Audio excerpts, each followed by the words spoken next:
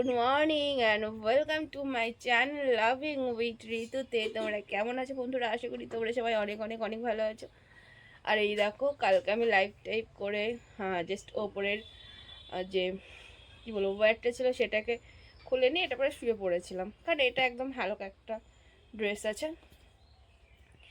তো মর্নিং থেকে উঠে ভিডিওটা আমি স্টার্ট করে দিলাম। আর আজকে আমরা এক জায়গায় যাবো, কালকে আমি লাইভে বলেছিলাম। তা আমি কোথায় যাব চলো সেটাই তোমাদের সাথে শেয়ার করি। আর তোমাদের দাদা ভাইয়ের হাতটা শুধু এদিক ওদিক চলে যাচ্ছে, বদমাইশি।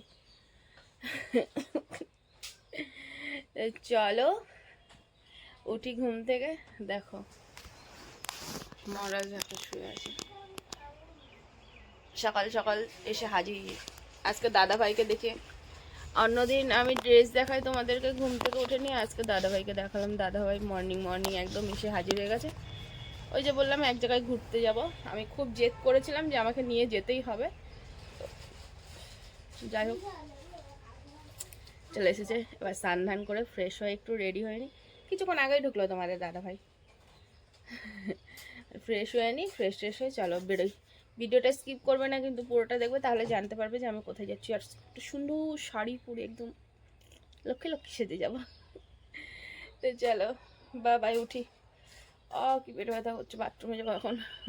ওয়াশরুমে না যাওয়া অবধি শান্তি নেই, পেটটা আমাদের ব্যথা ব্যথা করছে। কালকে রাতে যেন উল্টি করেছি, তারপর থেকে কেমন একটা মানে বাজে ব্যাপার লাগছে মুখটার ভেতরে। তো চলো ব্রাশ করে স্নান টান করি, নাহলে ভালো লাগবে না। রেডি হচ্ছি, রেডি হয়ে এসে তারপরে তোমাদের সাথে ভিডিওটা আবার শেয়ার করছি।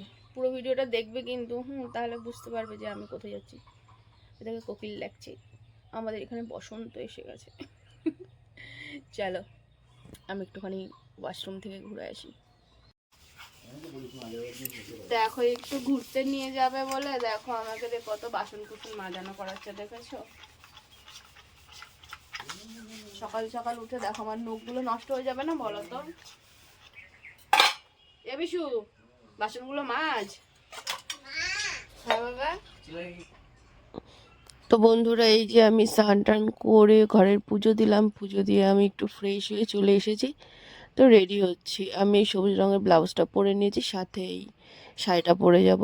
তো বুঝতে পারছিলাম না কেমন লাগছে। আজকে আমাকে এমনিতে একটু উস্কো খুস্কো লাগছে, কেন বুঝতে পারছি না।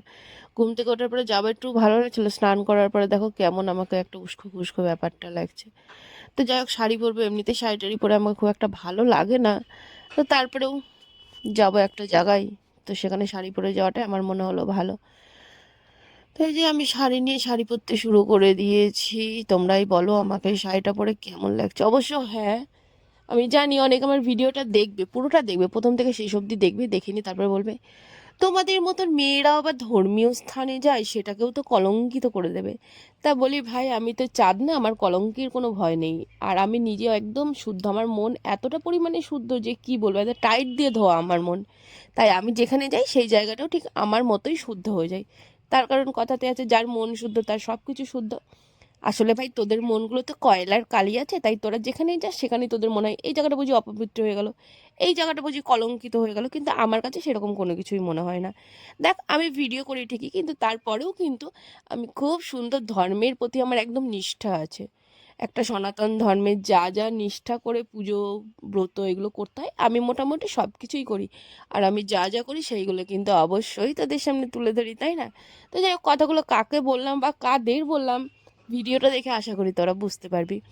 তো এই যে আমরা চলে এসেছিলাম টোটো রিজার্ভ করে নিয়ে। তোমরা অনেকে জায়গাটা দেখে বুঝতে পারবে যে আমি কোথায় যাচ্ছি, আর যারা বুঝতে পারবে না তারা আমার সাথে থাকো, দেখো, দেখলেই বুঝতে পারবে আমি কোথায় যাচ্ছি।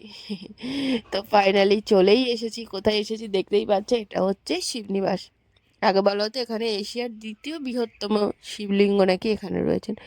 তো চলো আমরা যাই ভেতরে, টুকটুক করতে করতে হাঁটতে হাঁটতে যাচ্ছি। ভাবলাম চলো বাইরে থেকেই তোমাদের মন্দিরটা দেখাই।